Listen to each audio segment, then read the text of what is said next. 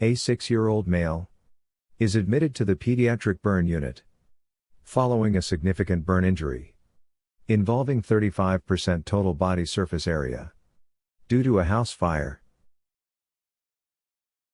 The burns are primarily second degree, and the patient is currently stable after undergoing initial resuscitation.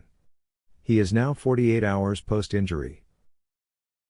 It was very scary and painful. Everything happened quickly. 1. What is the metabolic response following a large burn injury in children? After a major burn injury, children experience an early ebb phase with low cardiac output and metabolic rate, followed by a flow, or hypermetabolic phase, that begins 24 to 36 hours post-injury. This hypermetabolic state is characterized by a 50% increase in protein metabolism and energy expenditure due to factors like fluid loss, sepsis, and inflammation. This phase can last 9 to 12 months, leading to increased catabolism, muscle breakdown, and bone loss. 2. How is the patient's nutritional support determined during the hypermetabolic phase following a burn injury? Nutritional support in burn patients is guided by formulas based on age and body surface area.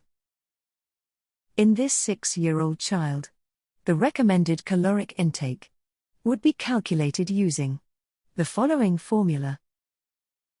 Indirect calorimetry provides the best estimation of caloric needs. In the hypermetabolic phase, enteral nutrition is preferred, ideally initiated within 24 hours post-injury. 3. Why is early enteral feeding important in burn patients? Early enteral feeding, within 24 to 48 hours post-injury, can help reduce the elevated resting energy expenditure, prevent further muscle catabolism, and improve wound healing. It also helps reduce the incidence of diarrhea, a common issue in burn patients, due to factors like antibiotic use, bowel wall edema, and hyperosmolar enteral formulas. 4. What micronutrients are often required in excess in pediatric burn patients?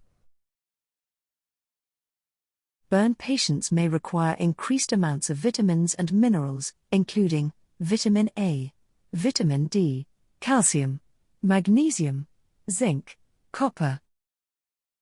5. What pharmacologic options are available to mitigate hypermetabolism in burn patients? One option is propranolol, a beta blocker. Another option is oxandrolone, a synthetic testosterone analog. 6. What complications can arise from hypoalbuminemia in burn patients? And when should albumin be supplemented? Hypoalbuminemia is common in burn patients due to capillary leakage and wound losses. It can cause edema, including pulmonary and bowel wall edema. However, routine albumin replacement is not always necessary if aggressive nutritional support is provided. Albumin supplementation is considered in certain situations, such as during resuscitation for large burns, or in patients with severe hypoalbuminemia who are symptomatic. 7. How should glycemic control be managed in pediatric burn patients? Burn patients often experience hyperglycemia due to insulin resistance and increased metabolic demand. Insulin administration can help maintain normoglycemia and prevent protein catabolism. In pediatric burn patients, modest glycemic control is recommended, with a target blood glucose of 130 to 180 mg/dl, to avoid the risks of hypoglycemia.